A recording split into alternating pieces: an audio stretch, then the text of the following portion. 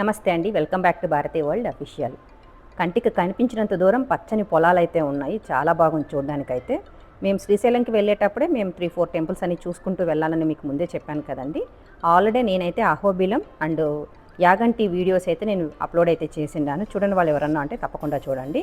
మాకు యాగంటి టెంపుల్ నుంచి మాకు మహానందికి అయితే 2.5 అవర్ జర్నీ పట్టిందండి. ఇంక మధ్యలో భోజనానికి కూడా ఆపినాము. మేము ఈవినింగ్ 4కి అయితే మహానంది అయితే చేరుకున్నామండి.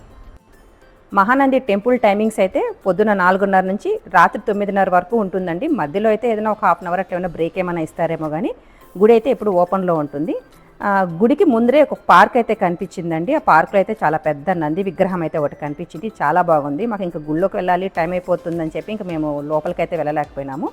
సో టెంపుల్కి ముందరే నంది సర్కిల్ అనేది ఒకటి వస్తుందండి. అక్కడ కనిపించేదే మహానంది టెంపుల్.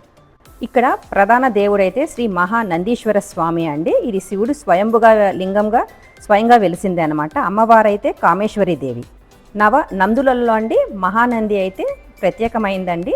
మిగతా 9 నందులు కూడా అయితే చుట్టుపక్కలే ఉంటాయన్నమాట. మనం తిరిగి చూసి దర్శనం చేసుకుంటే అయితే చాలా బాగుంటుందండి. ఇక్కడ కనిపిస్తున్న కోనేరు ఆడవాళ్ళకి సపరేట్గా, మగవాళ్ళకి సపరేట్గా అయితే ఉందండి. ఈ కోనేరులో ఉన్న నీళ్ళు అయితే శివలింగం కింద నుంచి అయితే వస్తుందన్నమాట.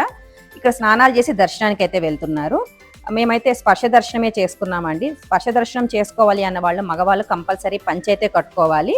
షర్టు బనీన్ లాంటివి అయితే తీసేయమని చెప్తారు. దర్శనం అయితే మాకు అంతా కలిపి ఒక హాఫ్ అన్ అవర్లో అయితే అయిపోయింది. చాలా బాగుందండి. టెంపుల్స్కి రావాలి అన్న వాళ్ళు మాత్రం వీకెండ్లో మాత్రం రావద్దండి. రష్ అయితే బాగానే ఉంటారు. వీక్ డే అయితే చాలా బెటర్ అనమాట. రష్ కొంచెం తగ్గుతుంది కాబట్టి చెప్తున్నా నేను. అండ్ రెండవది వచ్చేసి మీరు రావాలి అనుకున్న వారు అక్టోబర్ నుంచి మార్చి లోపే రండి. లేదంటే మాత్రం విపరీతమైన అయితే ఎండ ఉంటుంది. ఇక ఈ వీడియో ఇక్కడితో ఎండ్ చేస్తున్నాను. మరో కొత్త వీడియోతో మళ్ళీ కలుస్తానండి నేను. నా ఛానల్ని కొత్తగా చూస్తున్న వాళ్ళు ఎవరన్నా అంటే like, share and subscribe my channel. Support చేయండి నా ఛానల్ని చూసి.